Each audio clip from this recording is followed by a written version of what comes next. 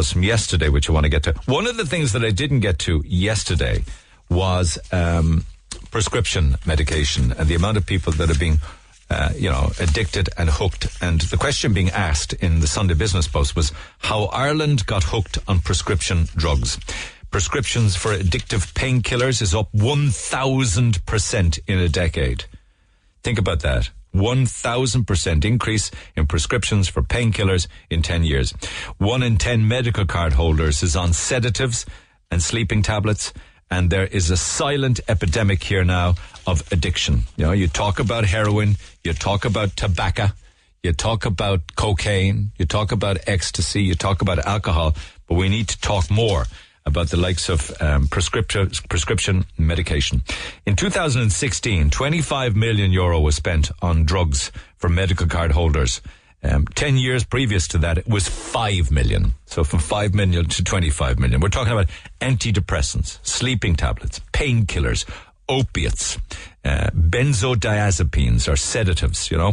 They talk about sleeping tablets. They talk about people who are being prescribed 2 of the most popular types of antidepressants in Ireland, nearly 150,000 people. I could blind you with names of different drugs and their titles, many of them with codeine in them. And the amount of prescriptions being written year in, year out for Z drugs, as they call them. The Z drugs are like Zimavane, Solpadem. These would be, I imagine, by and large to treat insomnia. Sleeping tablets gone through the roof. Anyway, I will come back to some more of the brand names and stats and figures and the different types of prescriptions and the amount of people who are on multiple prescriptions for various drugs. But it makes me believe that many of our doctors in Ireland take a way too easy option and they reach for the prescription pad and they prescribe addictive or heavy-duty painkillers, tranquilizers, sleeping tablets, which really makes them licensed drug dealers, if you like. Marco, good morning. Marco, can you hear me? Yep, I can hear you now. Okay, yeah. How are you getting on now? Are you still on meds? No, I'm not on meds at all, no. I'm clean now about a year now. Okay, so you fell off a balcony in Australia, were in serious pain. Pick up the story after that. Yeah, I was in serious pain over there, and for the pain and that, like, they pumped me on Oxycontin, and I was on a morphine pump every 5 minutes, and I was on Oxycontin 180 milligrams twice a day. So I kind of started off on a heavy dose, and so I was hallucinating and all that from that stuff as well. Like, I don't know, from there, like, when I got out of the hospital, like, I got a prescription going home to Ireland, and like, with me as well, like, so, and I started taking the prescriptions as well, like, and after a while, like, we're probably, when you're not taking the tablets and you're waiting to get your next prescription, like, you probably, I don't know if the pain was false half the time. That's kind of a crying out for the tablets, kind of like. So, what are you saying? You ended up taking them not for pain, but for the effect of the tranquilizer or the painkiller? Yeah, that's the kind of euphoric feeling you got from them. The euphoric feeling, yeah, that's it. Like, you feeling when you're actually on them, like, but the way it ends up though is crippling, like the mental side of it, like the way it puts you. And how did you end up from them? You were talking about OxyContin, and in the last 10 years, there's been a 159% increase in prescription use. Yeah, like, it got just progressed, like, to other tablets as well, like anything I could get my hands on, like, because the OxyContin got kind of hard to get, like, because my doctor, like, wasn't really, she was a bit hesitant, like, of giving me them, like, but after a while I couldn't get them anymore, like, because she would have just stopped them.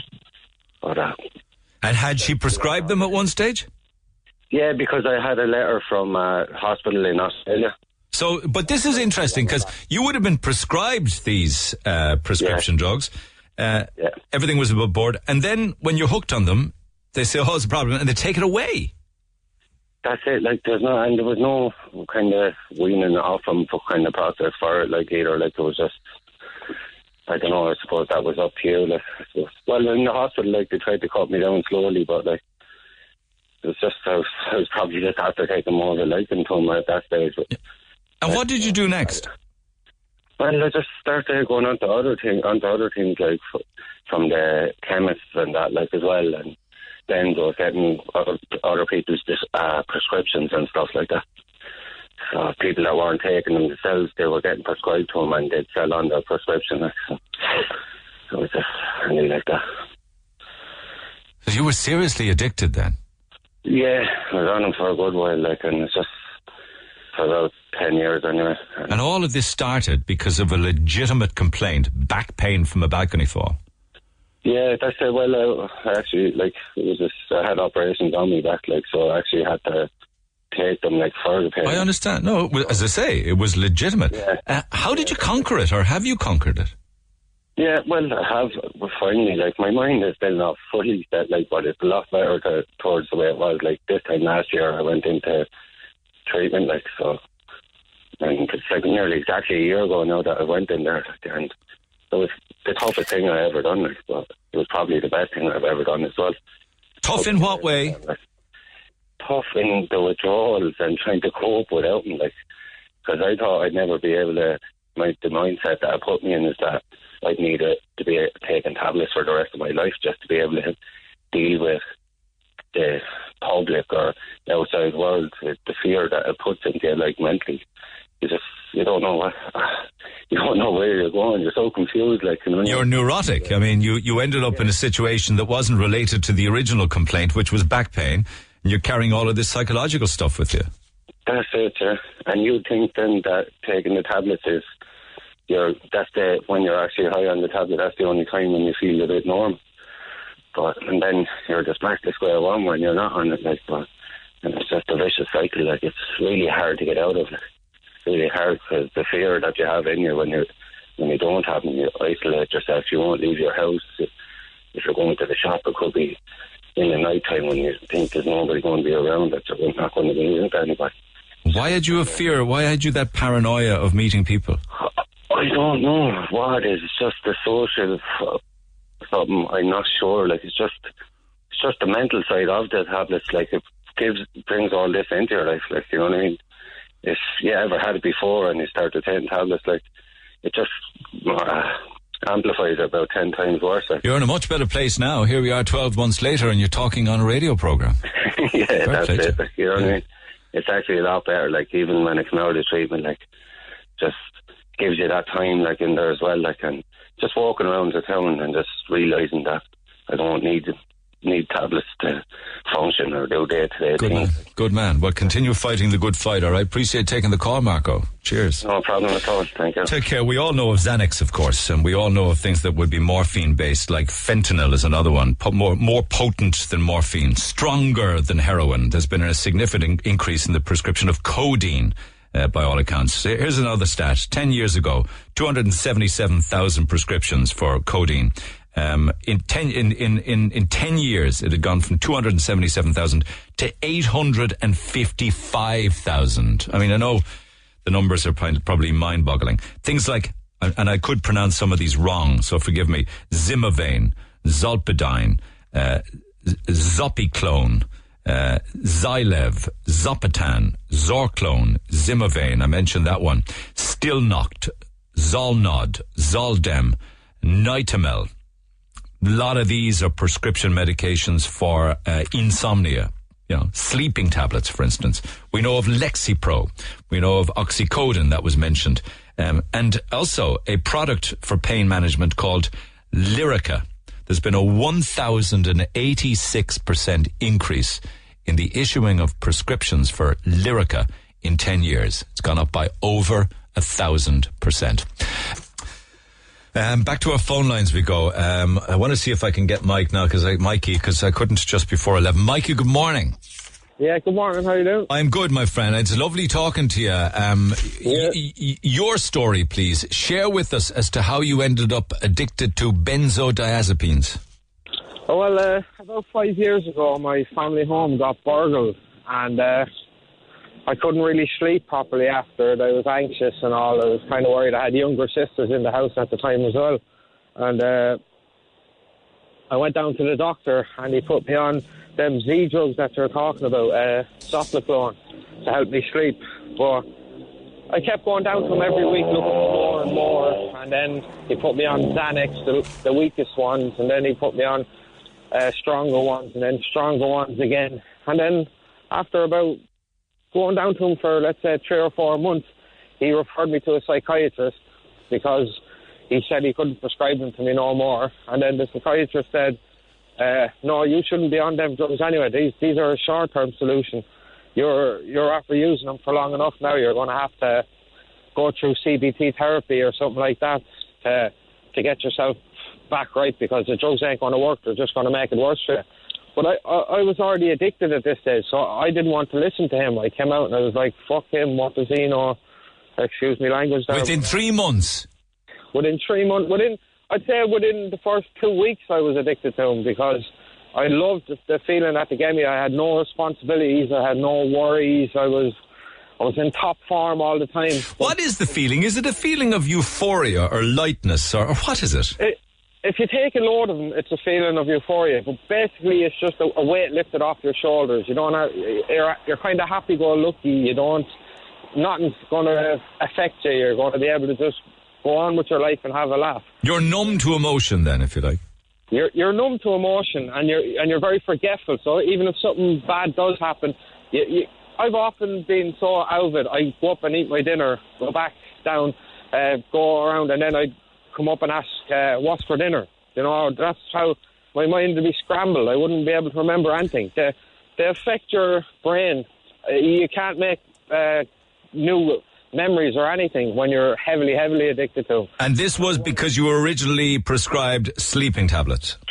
I was originally prescribed sleeping tablets, and then it went on to Xanax, and then it was Valium, and then it was clonazepam. They prescribed everything to try and help me, but it was the addiction had me. No matter what drug, they're all the same type of drugs, so they're all doing the same thing to me. But the one that really got me was the Xanax. It really messed me up, like.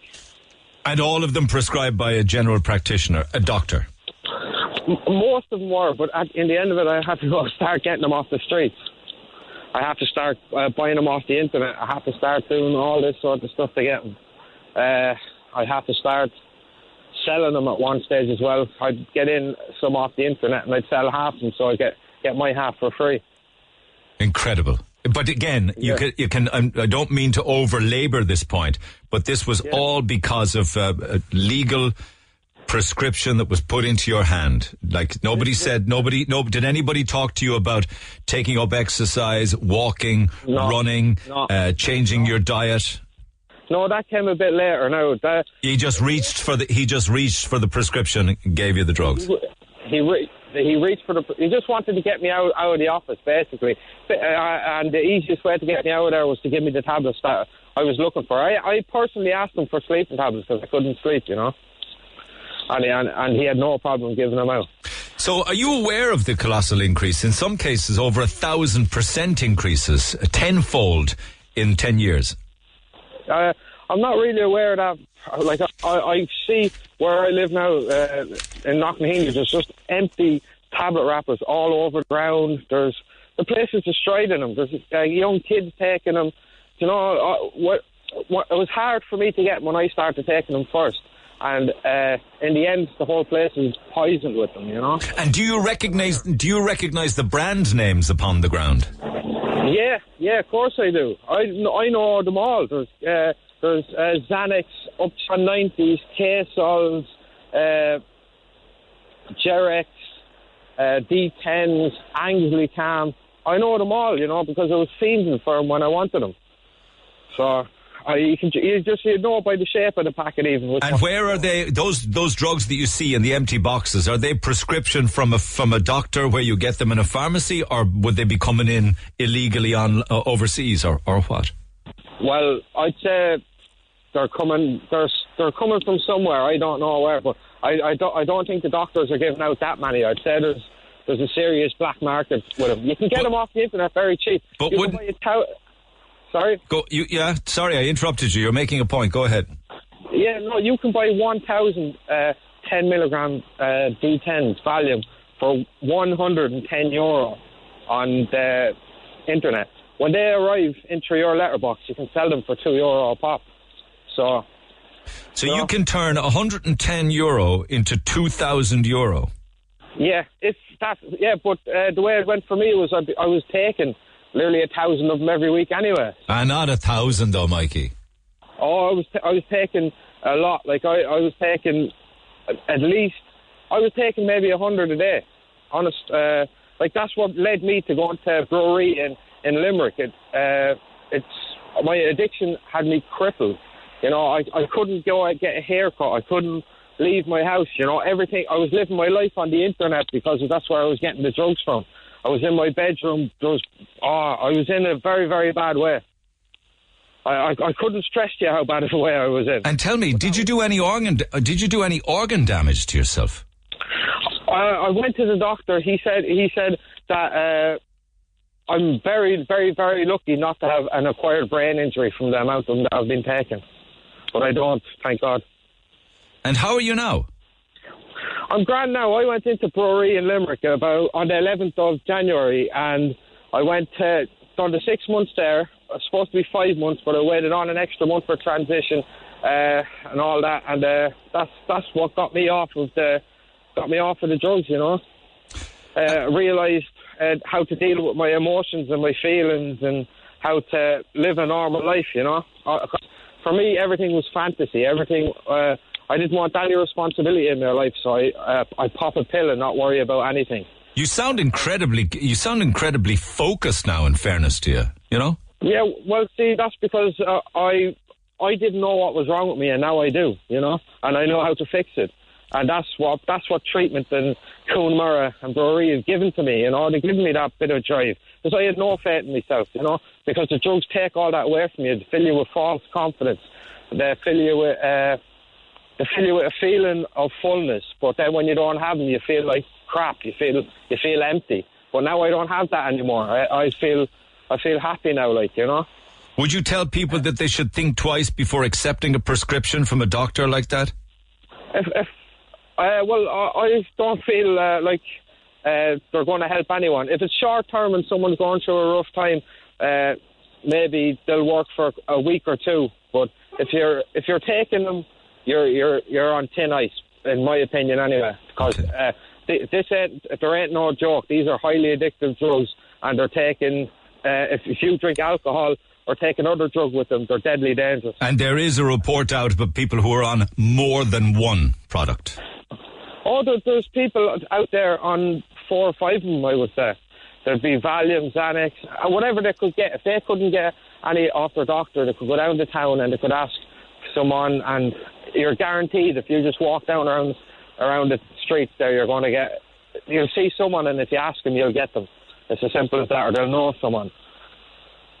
Thank you for taking the call, Mikey. I do appreciate it. I wish you the best of luck going forward, all right? Yeah, no, that's no problem at all. Take care.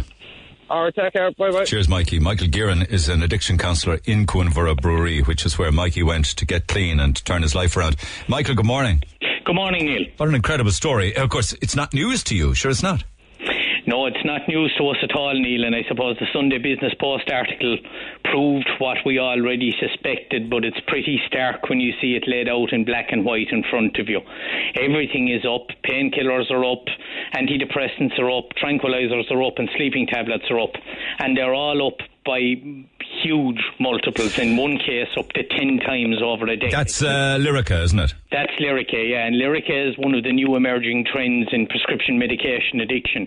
It's a painkiller normally prescribed for neuropathic pain, but it has an addictive potential, we believe, as high, if not higher, than benzodiazepines. Now, I don't know whether you heard earlier on, I listed out at least a dozen, perhaps 20 different brand names. I'm not going to do it again, but they cover all the areas you just mentioned, and you are right when you say that one, Lyrica's up 1,000%, OxyContin 160%, Lexapro 230%, Codeine 200%. It's when people take them, they become addicted to them. They end up overly taking them and overly abusing them. They were originally given them by prescription by a doctor who invariably at some stage withdraws the prescription. They're driven to the streets to get them by whatever means they can. And then they eventually, if they're lucky, end up coming for a stay with you. Yes, You see, the problem with prescription medication, Neil, is that it's kind of a perfect storm in that the person who is prescribed them in the first instance is traumatised or vulnerable, depressed, anxious, sleepless, or in pain. And addictions develop when you put a mood-altering substance into somebody who is already at a very low ebb and is very much predisposed to becoming an addict. So you're mixing two very powerful ingredients together. You have the substance on the one hand that is very addictive, and then on the other hand you have the underlying condition that took the patient to the doctor in the first instance, which renders them very predisposed to becoming addicted. So it couldn't be really a worse situation. But do doctors have any other option rather than reach for the script? No, and you see, that's the problem. I mean, it would be oversimplistic of me or anybody else to say that this is simply a matter of overprescription. Doctors in a lot of cases have patients coming through their doors on a daily basis, very traumatised, in all sorts of strife or in all sorts of pain, and they have to give them something to make their life more bearable in a lot of cases.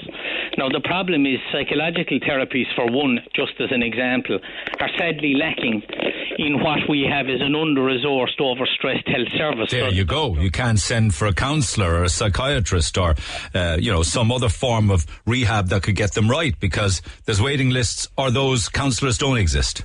Exactly, and the doctor simply, when the patient presents to them, has basically one tool in their toolbox, if you understand what I mean. Yes, I do. Yeah, they just have one pharmacological remedy that they can give the patient. We do have counselling and primary care. We have other things. The problem is the waiting lists vary anywhere from 6 weeks to 6 months in some cases. But why is it going through the roof? Why isn't it just steady?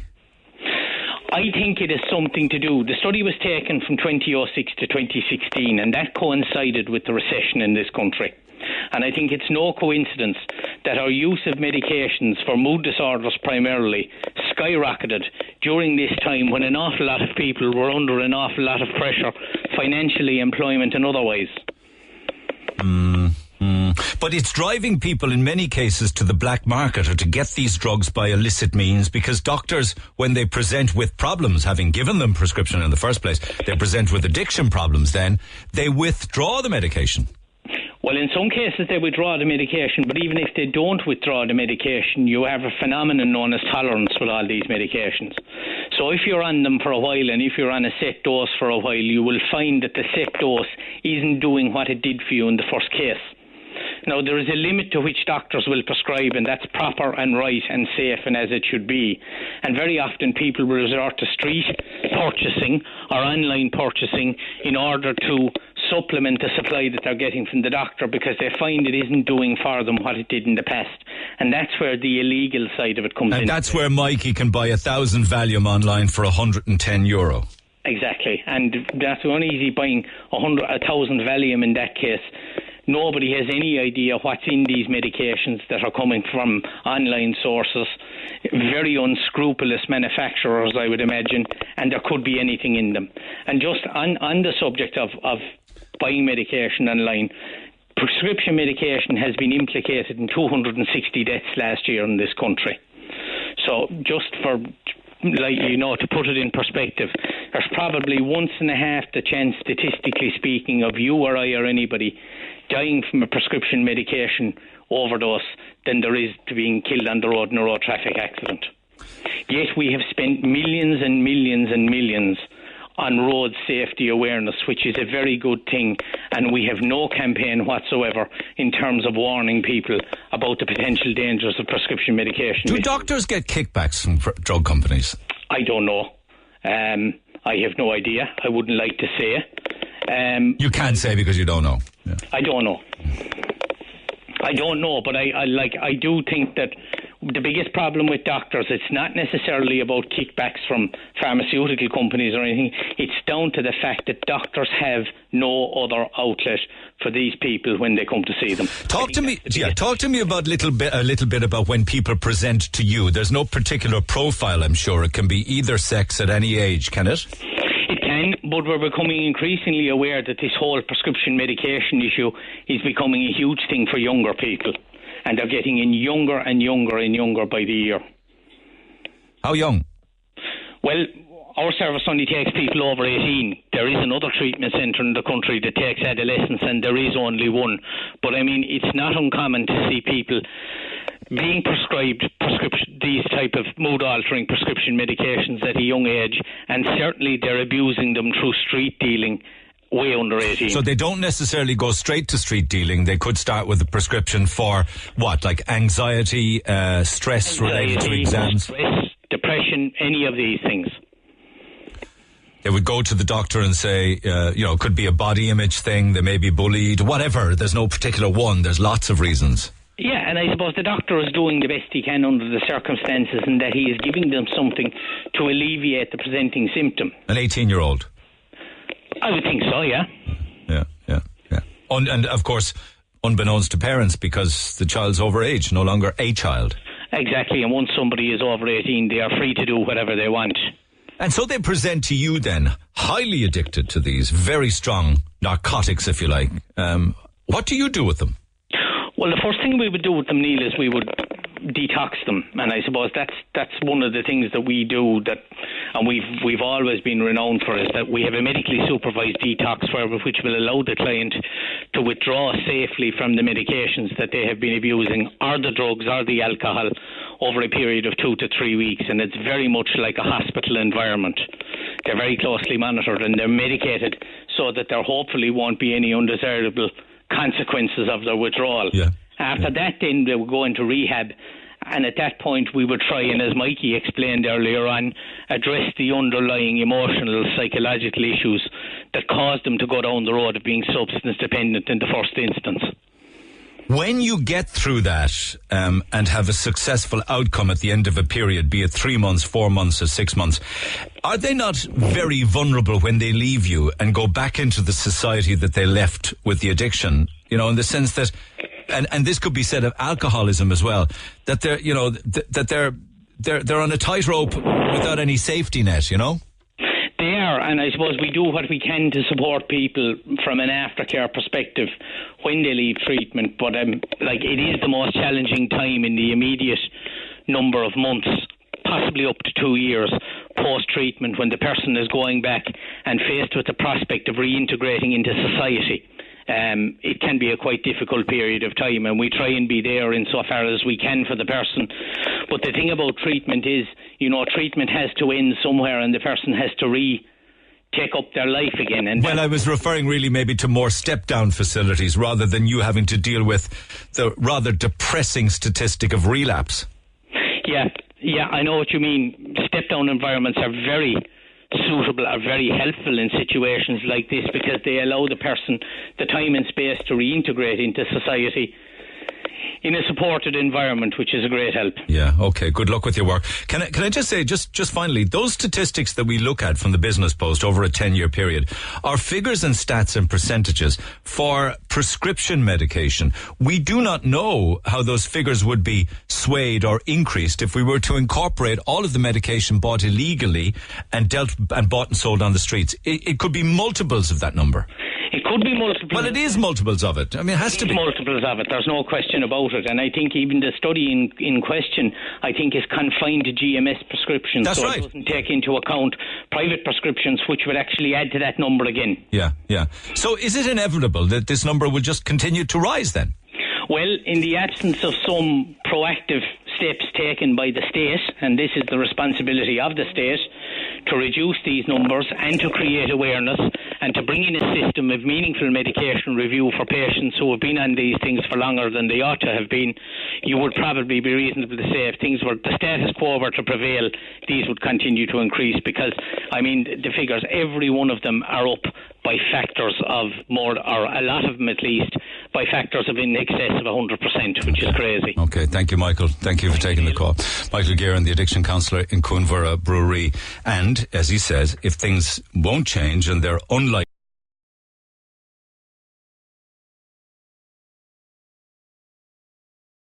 to change in the ways of offering alternatives to reaching for a prescription, notwithstanding that sometimes in the short term, I'm not for a moment suggesting that giving somebody a prescription for a tranquilizer or a sleeping tablet or something to manage pain, I'm not saying that that is a bad thing in certain cases. But there are other options, of course, and it's much of the time it could be to talk through. I think to some extent as well that the problem with the world that we live in now is that we fail sometimes to acknowledge that bad things happen in life, and there's nothing you can do about that. Sometimes life is crap, the hand that you're dealt, and it can be tough, and it can be a horrible place depending on where you're at and where you're going through, and it can be hard and it can be a struggle. But it's the same for everybody. Now, some people will be screaming and roaring, yeah, but if maybe if you've got a really good job or you earn an awful lot of money and you're in great health and you have an awful lot of money, then life's not better. I accept all of that. But even for those people, life has its challenges. But to some extent, we tend to forget that life is tough and you just got to try and deal with it and go through it. We will have always ups and downs. It's never a straight line. Back after the break. The Neil Prendeville Show. With Kiri's Hyundai. See what a new Hyundai can do for you today. Kiri's Hyundai. Cork, Mallow and Middleton. Discover why. I bet your lines are open on 1850 104 106. Jason is standing by. First off, I hope I'm pronouncing it right. Is it Ronan? It is indeed. Fair play to me. Okay, what's on your mind? Thanks for taking my call. Oh, just ringing, about this pill thing. This, everyone knows that, prescription drugs have been a problem for years and years and years, like tens of years nearly. And the only problem is that it's only coming to light now. Everyone has known for years that you can go into a doctor, say that you're feeling a bit down, and you get your pills. It was the same with me. I went in, I was hearing voices, seeing shadows, stuff like that. I got prescribed olanzapine straight away. What's that? And olanzapine is it's a strong sedative and an antipsychotic. That was before I even got seen by a mental health specialist or anything to do with mental health whatsoever. And I got prescribed a strong olanzapine pill of 20 milligrams, which they hand out to patients inside St. Michael's ward to actually neutralize them. Okay, so you were given something that would be given to somebody in a psychiatric ward under observed conditions. Well, they hand these out to people who they consider at risk or high risk of a psychotic episode. What effect did it have on you? Well, I was basically after I was told to take these pills at nighttime, and they would, within the space of half an hour to 40 minutes, I was conked out. And I would sleep for 16, 17 hours a day. That's what they would do to me. And even along with that, I was put on Lustral, Invega, all those other ones. Were they all opiates? Opiates, benzos, all that. I was put on those for I was on all that concoction for about a year and a half, 2 years. And then before that, I was on antidepressants and stuff like that for anxiety. And only because a lot of these are supposed to be for 3 weeks to 6 weeks to a month to maybe 3 months max, really. But invariably, only a few weeks. You were on them a few years. I was on them for about 2-3 years, on Lustrals and stuff like that. And olanzapine, I was only on for a year, because I couldn't hack it. After every time I went in and I told them I couldn't get up, I couldn't do anything, I couldn't do this, I couldn't do that, they would be like, okay, we'll hire your dosage. We'll hire the dosage. We'll hire your dosage. We'll move to this tablet. We'll move to this tablet. Even though every time I told them, it's like, look, I really don't want tablets. I just want to figure out how can I function in society and live with this rather than mask it and feel like a zombie in society. So when you were asleep, it was for 16 hours. When you were awake for the other 8, you were a zombie. Yeah, pretty much. And even then I was just tired. I sat on the couch. I didn't want to move. There was no energy whatsoever. And these pills, they give out on a daily basis to everyone. I had a surgery on my back. I was put on tramadol. After 2 weeks, I was trying to kick myself off it because I stuck to the dosage. And I got withdrawals. I couldn't eat. I was throwing up. I felt shaky. Everything. It was absolutely horrible. And these tablets, you can walk into a chemist down your road, hand a letter from your doctor, and they give you out of them. And once you have a prescription for it, a lot of doctors, you can go up, ring them up, and they'll just hand it back out again. I know my doctors, I can ring them up and go, look, I'm having pains in my back again. Can I have another dose of tramadol? And I'll get about 10, 15 tablets for a couple of days. No problem. That's how easy it is to get prescription pills even there are some, now this isn't all doctors, some doctors obviously will restrict this and stick to the guidelines, but a lot of them don't care. Yeah, but even if they tell you what the guidelines are, it is down to yourself also. Correct. Correct. Yeah. I mean, you can abuse the guidelines. It's up to you. You are at the end of the day. If you're they can't give them out to you unless you're 18 anyway. They have to give them to your parents, obviously. If you're under 18 on a prescription, well, your parent has to be there anyway. Mine did. But so your health issue or your episode was replaced by an even worse one. Yeah, pretty much, and it's only in the past 2 years now I've been able to basically kick off all the tablets and stuff like that, and all I'm using is cannabis for everything, and that works for me. Good man. And did you do all of that on your own? I did it. Well, I had the help of my girlfriend, and my family had to deal with a lot of stuff, but I did it myself. I've had problems in the past with addiction stuff, so it was I kind of knew the roads to take and what to do for it. So I think I got lucky on that one. But many people, they don't have that, kind of in them, or not even they have it around them to help them and push them in that direction. Was it hard? It's really a shame. Oh, it was even after a week, I tried just doing a cold turkey and I couldn't do it. Cold turkey killed me. It was like somebody was driving needles into my brain and into my arms and my legs, and everything was horrible. But then I realized that the best thing to do is actually just try to minimize it. If you're on, I don't know, just making up a number, let's say you're on 6 tablets a day, 3 doses of 2 tablets at a time or whatever for pain or something. If you try to cut that down to 4 tablets a day, and for a couple of days, and when you feel it coming up, take back to your normal dosage and cut back again. That's what worked for me. I want to pick up on cold turkey with Jason in a moment. But you sound to me as if you're in a good place now. You sound quite cognitive and together. Without those tablets, I swear I've done 10 times better. And breathing exercise, and just actually going out and about is 10 times better than taking any pill for anxiety and stuff like that. Building up slowly and actually working at it. Find an occupational therapist and try to work through it. They will teach you the methods to live day to day with your illness or any problems you do that can arise throughout that day that affect your illness, and try to do it in small doses to build you up to it to where you eventually just go, I don't need you anymore. You will get there. Yeah, you will get there in the end. It's amazing you say breathing exercises and getting outdoors. I mean, it can just make a huge difference. Most of the time, most addictive cases or anything to do with illnesses and stuff like that, well, mental illnesses anyway, they're most of the time is because not having a routine. Routine is a big point in it, I think. Let me talk to Jason. I wish you well. Thank you, Ronan. Much obliged for taking the call. Take care. Jason, good morning. Hi, Neil. How are you? I'm good, because he just touched there on cold turkey, which is something that you tried. What is your drug of choice? Lyrica, is it? Well, yeah, Lyrica. I'm actually a couple of months into being off Lyrica, because it's such a horrible drug, and like when I felt bad on it, I kind of was on the internet looking for other people that was on it, and there's actually a page on Facebook. It's called Lyrica Survivors. So I'm in that since about a year and a half ago. Are there other Corkonians like you on it? Yeah.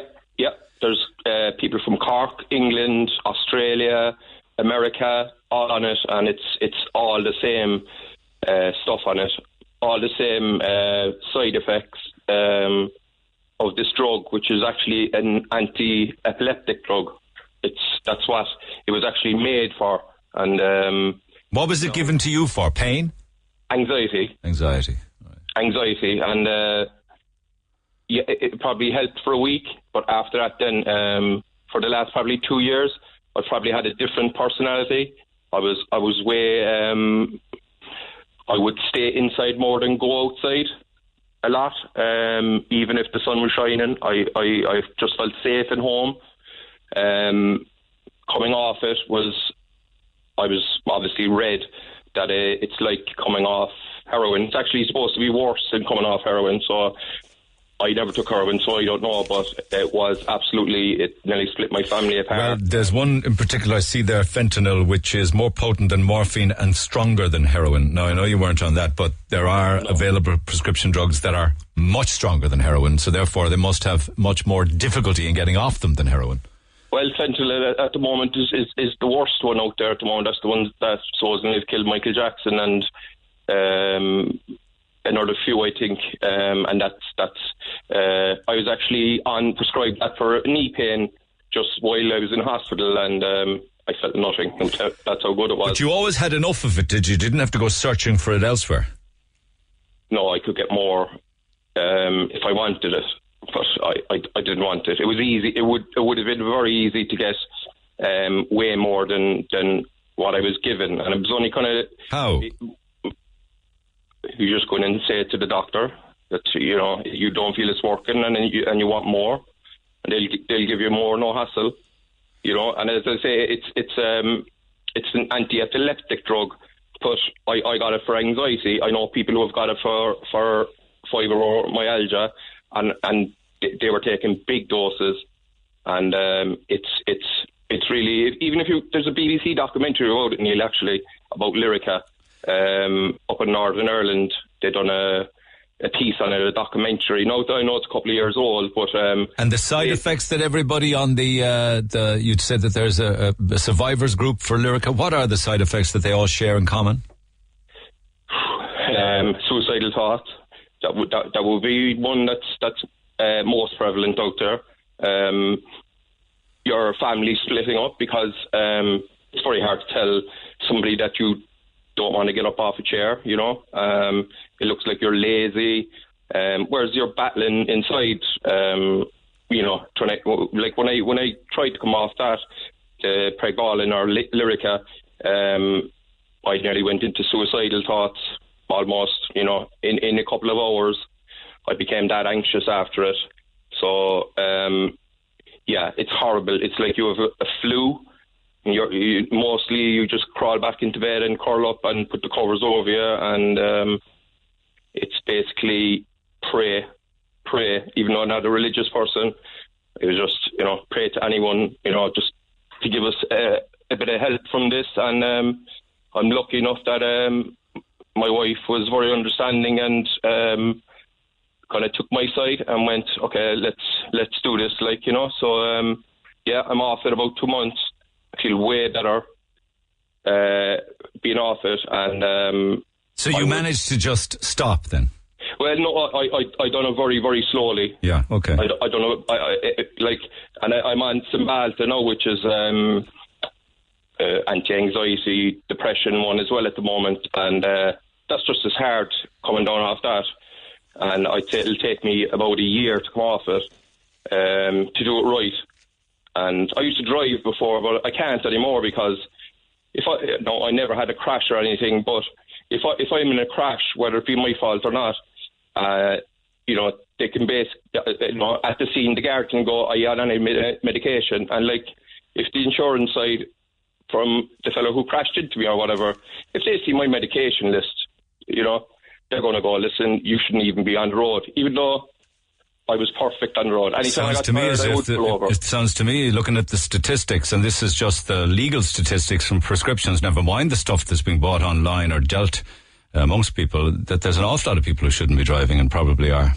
If they, you're talking about hundreds of thousands of people here. The number of prescriptions for Lexapro soared from 190,000 in 10 years to 631,000.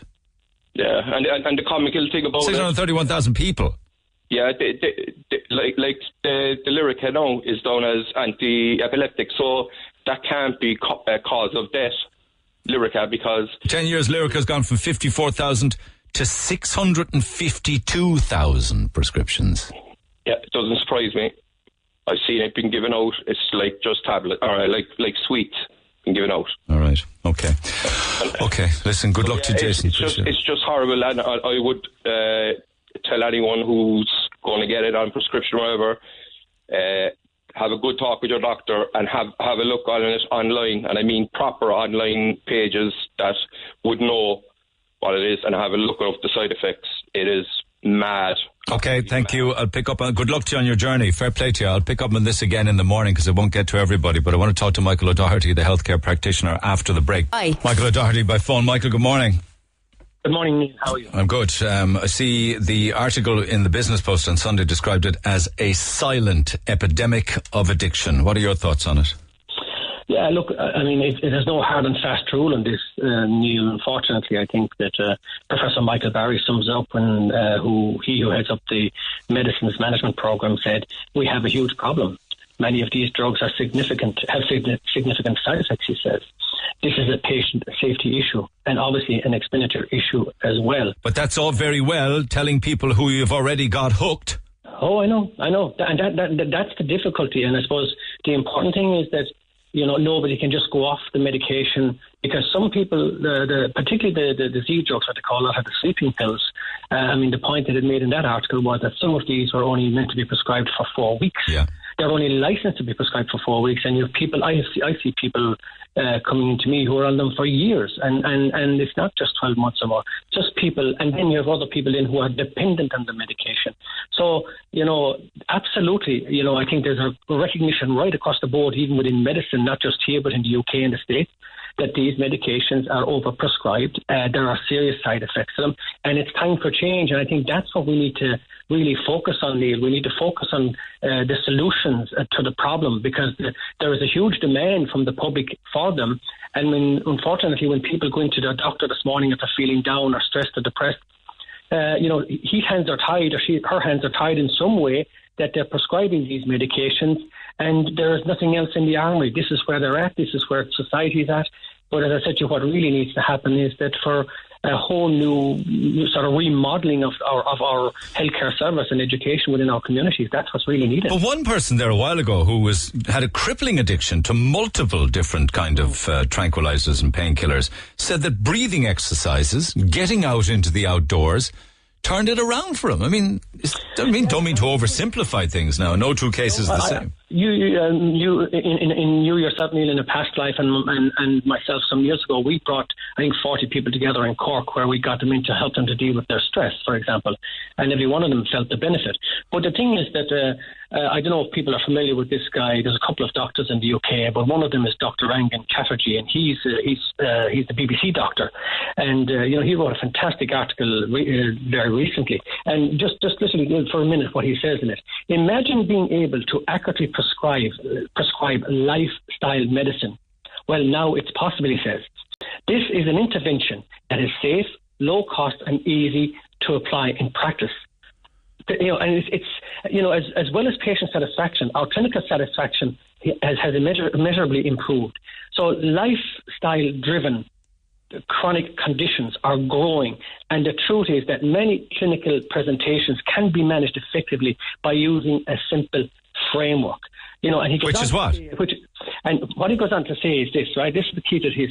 It's about joining up the dots in their system's biology, rather than getting carried further downstream with each new added symptom. And what he's talking about exactly what you're saying, Neil, getting in to prescribing lifestyle changes, not just lifestyle changes about giving up cigarettes or alcohol, but lifestyle changes about being able to deal with your stress, able to get out amongst nature, looking at your food, yes, of course, looking at alcohol and all of these things, and creating a sort of management, a structure or strategy that can give people responsibility. Now, ultimately, then people have to take that responsibility. Well, they do say that about food. I mean, somebody said recently in a podcast that I was listening to that if your grandmother wouldn't recognise it, don't eat it.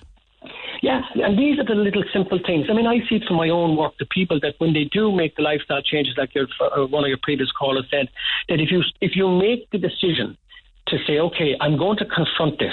Now, obviously, as I said, we have to be very responsible and professional. You can't tell people come off those medications. No, nor can you tell them not to go on it, because they want some relief now. Correct. And some people genuinely do need medical intervention in those circumstances.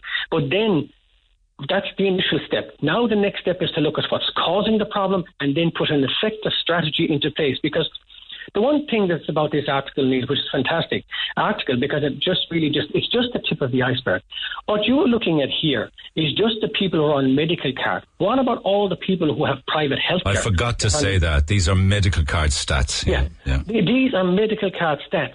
1.34 million people. What about the other 2 million people then who are private healthcare, who are going in with no possibly statistics associated? Sure, medicine cabinets and kitchen cabinets the length and breadth of the country are probably full of this stuff. Correct.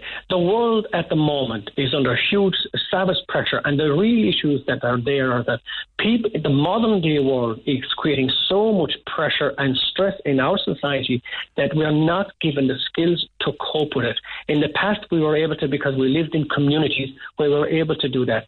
Now we barely know our own neighbour. We spend so much time on the phone. We don't have time. We're trying to get kids in and out of school. We're forced to work for two people to bring in money. These are realities. And what we need to do is to try and in some way educate people to cope with their stress, because modern day life is going to be stressful. That's it. And until we accept that, we're always kind of denying it. So we need to bring, as Dr. Chatterjee says in his article, medicine needs to become lifestyle-based. Medical doctors, while they may be necessary initially to prescribe medication, medical doctors need to start getting into the importance of lifestyle changes and to begin to educate people about the need for that and make people responsible to make... Very easy to say, but if you've got a patient across the table listening to that, and as I said earlier on, they're saying, no, I'll get to that. I'll do all of that, doctor, but I need something now. Now I can't sleep. Yeah, yes, but if the person then comes back in a month's time or 2 months' time or 3 months, let's say a month's time, and says, well, look at Mary or John, I'm only licensed to prescribe this drug for 4 months or for 4 weeks. Okay, now what's the alternative? And this is the message that needs to go out, that these drugs are highly addictive, some of them we become dependent on, hooked. And others dependent and hooked and all that kind of stuff. And then what happens is, so if you project a year down the road from when they come into the doctor and say, look, a year down the road, if you stay on this medication, this is where you're going to be. Now, short term, we'll prescribe the medication, but we also need now to look at what's causing the problem. And yes, go back. This is what the future in healthcare has to be about, prescribing, as Dr. Chatterjee says, lifestyle medicine. It's far less cost, it's safer, and as Dr. Michael Barry says, this is a patient safety issue. We have to take those things very, very, very seriously. I mean, even Dr. Emmett Kern, the president of the National Association of General Practitioners, said we are definitely over-prescribing. And the thing is that, we all see what's happening around the world, Neil. So my advice to people out there, by all means, yes, you can have your medical treatments and you can do all that, but at least for me, for you, Neil, for any of us, we need to have a look in the mirror and say, listen, we're creating a lot of our own pressures. We need to slow down. We need to look at our food, get out in the fresh air, do walk in nature. That can solve a lot of problems. Appreciate that. We'll come back to it in the morning. I'm out of time for now. Michael Doherty, the healthcare practitioner.